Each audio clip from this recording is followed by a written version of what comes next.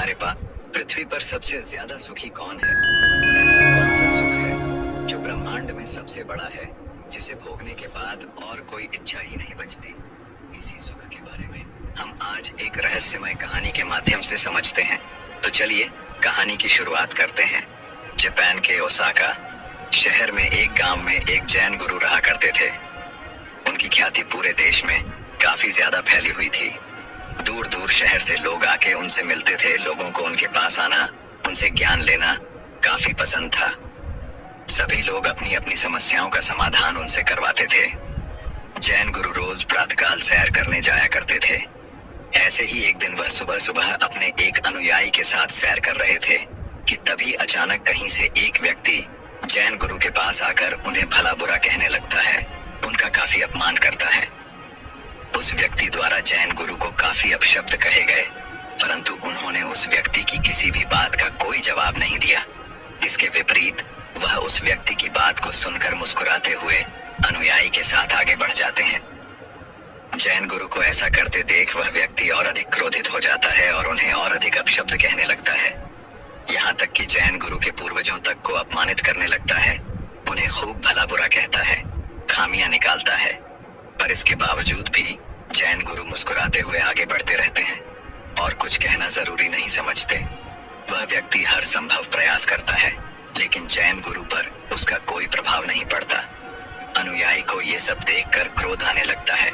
जैसे ही वो उस व्यक्ति को कुछ कहने के लिए आगे बढ़ता है, जैन गुरु उसे इशारा करके रोक देते हैं। अंत में जैन गुरु पर अपनी बातों का कोई असर न होते हुए देखकर अंततः वह व्यक्ति निराश हो गया और उनके रास्ते सिर्फ स्वयं ही हट गया।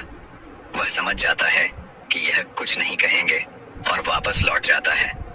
थोड़ा आगे जाने के बाद जैन गुरु जी से बड़े ही आश्चर्यचकित होकर पूछता है कि हे गुरुदेव, उस व्यक्ति ने आपको कितना भला बुरा कहा, अपशब्द कहे, यहाँ तक कि आपके पूर्वजों तक को नहीं छोड़ा, उनका भी अपमान किया, परंतु आपने उसे पलटकर एक शब्द नहीं कहा। यदि आपकी जगह में होता तो उसे क्षण भर में मार देता, परंतु आपकी वजह से मैं चुप रहा। आपने भला उस दुष्ट की बातों का जवाब क्यों नहीं दिया? उसे जवाब देने की जगह आप मुस्कुराते रहे। क्या आपको उसकी बातों से कोई कष्ट नहीं पहुंचा, दुख नहीं हुआ? मुझे तो उस व्यक्ति को देख बेहद क्रोध आ गया, परंतु आपके कारण मैं चुप रहा, उससे कुछ नहीं कहा। परंतु आप तो कुछ कह सकते थे, आप क्यों चुप थे? अपने अनुयायी की बात सुन। जैन गुरु ने तब भी कुछ नहीं कहा और उसे अपने पीछे आने का इशारा करते हुए आगे बढ़ गए।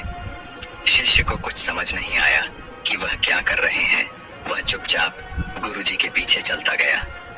कुछ देर चलने के बाद वे दोनों जैन गुरु के कक्ष तक पहुंच गए।